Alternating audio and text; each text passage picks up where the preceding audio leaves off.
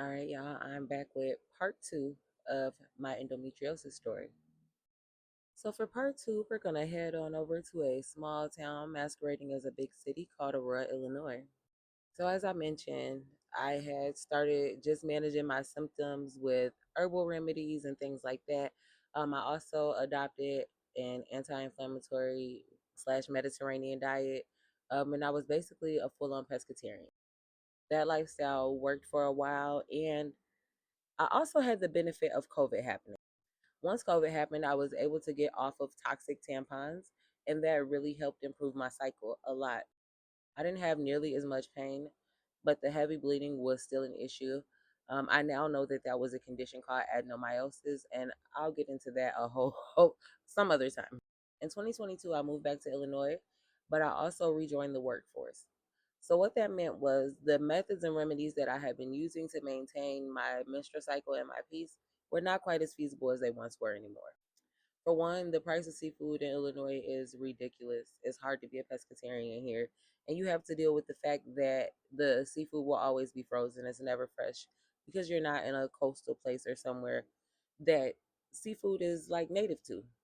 So, that being said, I started eating things that I knew were not good for me, in addition to having to get on birth control in order to keep a job. The birth control worked for a while, but then I started getting breakthrough bleeding. I had a primary doctor. I won't say his name. We'll call him Dr. Asshole. I'm just kidding. We'll call him Dr. A for purposes of this story. So he was my primary. I had already been seeing him just, for regular care. Now, as I mentioned before, I have sickle cell. So when I started having lightheadedness, dizziness, and things like that, he referred me to a hematologist. One of the other symptoms that I mentioned to my primary doctor was that I was having rectal bleeding. And I also noticed that I only had this during my menstrual cycle. Regular days, it wouldn't happen, but every time I got my period, I would have rectal bleeding as well. This doctor looked my 38-year-old self at the time directly in the face and told me, "Oh, maybe you're just wiping too hard. Sometimes when people have a rectal tear, it bleeds." Mind you, I have told him that the blood I'm experiencing is the same color as my cycle.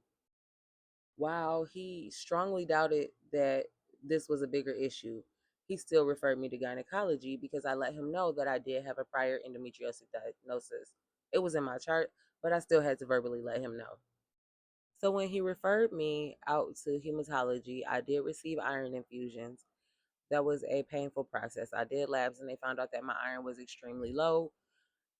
I reiterated to my primary and the hematologist that I was having terrible periods. They were lasting long. I was having abnormal bleeding, and that I felt like this could, be kind of tied together, blood loss and anemia. It kind of makes sense, right?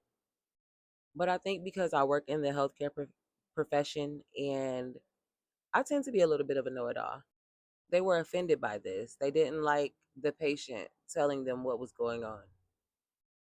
Then I met my saving grace. I always say the only thing Dr. A did correctly during this process was refer me to Dr. B. Dr. B is a black woman. She took my symptoms seriously. She did not minimize my feelings. And she actually let me know that endometriosis spreading to the intestines was more common than people think. I went in and saw her, and she put me on a medication, another birth control pill that would stop my period and basically, just kind of give me some relief. I wouldn't be bleeding all the time. She also ordered an MRI. And when we got the MRI results back, we discovered some crazy stuff. Not only did I definitely have stage 4 endometriosis as I had been previously diagnosed, both ovaries had massive endometriomas. They had grown substantially, even with all the natural treatments. I like to think that birth control attributed to that too. I don't have any proof of that, just my personal theory. Later on in my story, you'll understand why.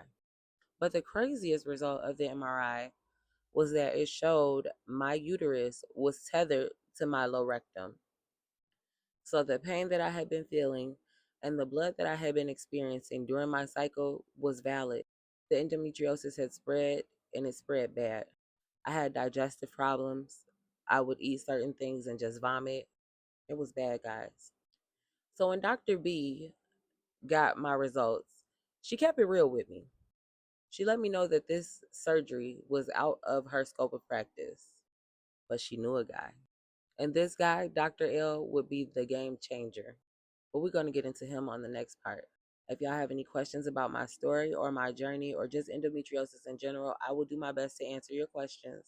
I'm hoping that sharing my story not only helps you understand what I'm going through, why I need your help on GoFundMe, but also understand and raise awareness for women who are also going through this and suffering in silence. Thank you so much for watching. Y'all have a good one. Bye.